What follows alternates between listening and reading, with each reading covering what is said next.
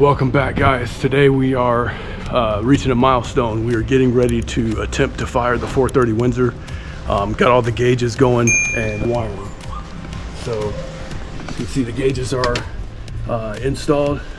Fuel pressure, fuel level, water temp, nitrous pressure, nitrous bottle pressure. That'll be added later.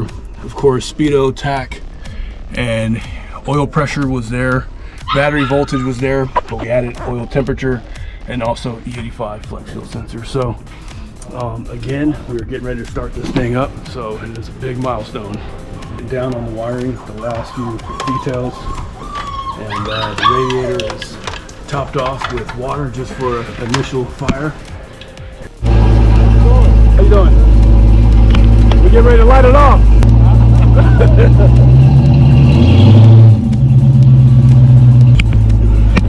Look at that stance, man. She's looking good. Woo. And here comes Dirty Ted.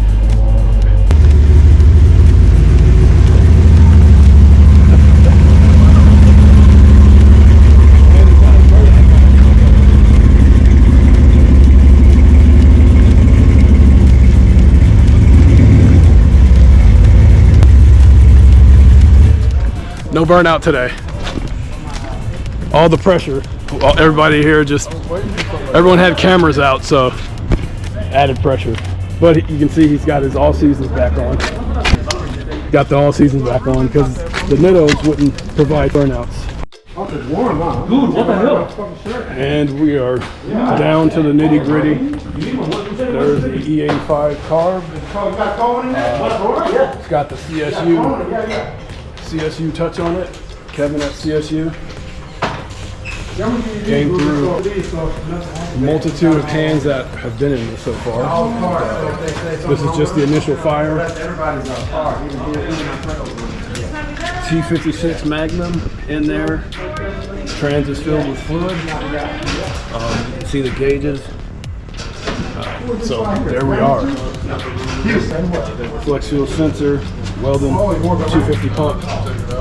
We just put 5 gallons of E85 in there, so you know she's ready to light off.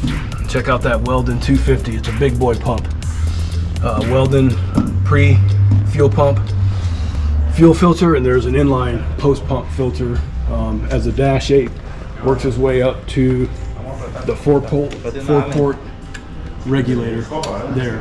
2 Dash 6s feeding into the carburetor. We'll eventually add another Dash 6 to feed the nitrous down. That's down the road though. So he's just doing his last little touches to the alternator. As you can see, everyone's festive today. Merry Christmas. We are what's today? Friday. Christmas is on Monday, so we're technically 3 days out. 3 or 4 days out. That's how we get our blessings. Yeah.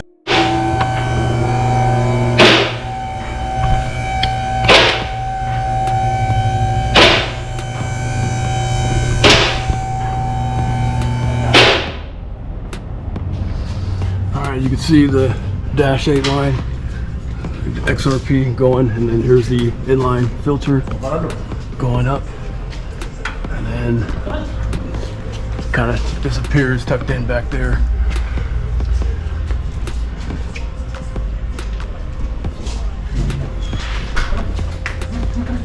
We expect this thing might make a little noise. Borla 3.5 inch straight through mufflers. 2 inch primaries, 3.5 inch mid pipe. Oh, the negative. Oh, we didn't have battery hooked up. Uh-oh. I heard something. Power. Ooh, there's the fuel pump.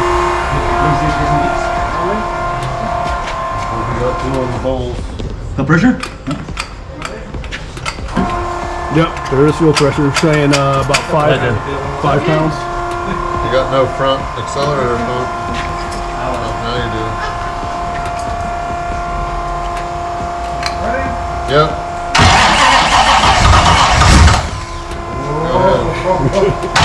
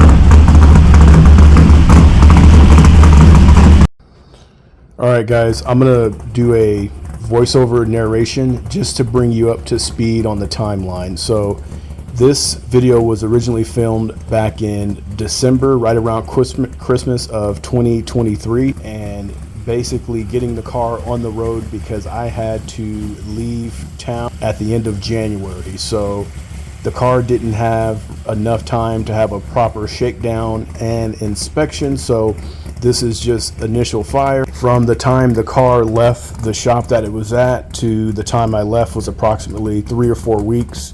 However, this was January in Northern California, and this particular January it rained frequently, so I didn't have much time to put it on the road. I had to balance getting ready for my move, so time was kind of limited. Took it on one of the freeways, and because it had just rained, I was very cautious. But as of currently, I never did get on the car, just because I mean this thing is, you know, well over 700 horsepower. So mainly my goal was just to shake it down, not want to take any chances and have the car break loose. You know, this thing made 716 and 592 horse on the engine dyno, through an 1 7/8 headers and a wet sump. Now, mind you, to fit the motor to the Detroit speed, we converted to a dry sump, which we know dry sump oiling systems normally produce more horsepower just because of the engine ring seal and vacuum in the crankcase. So you normally find more power there, in addition to running a 2-inch primary header to a 3.5-inch collector to side exits. There are 3.5-inch Borla XRS racing mufflers, but there's no baffles in it. This is just a straight through system. So I would venture to say this combination is probably making another 30 to 50 more horse than when it did on the engine dyno. So with that kind of power, I was not going to take any chances on the freeway when the roads were damp before I left. So anyways, that's just trying to give you guys some context, and I appreciate you guys for watching and staying tuned to the channel. I know some of you guys have been following my build even before I went through this phase of the build. Those of you in the Falcon community have been following my channel and just following some of the small block Ford stuff for a long time, and I really appreciate it, and I wanted to make sure I give you guys a update on the timeline. Thank you.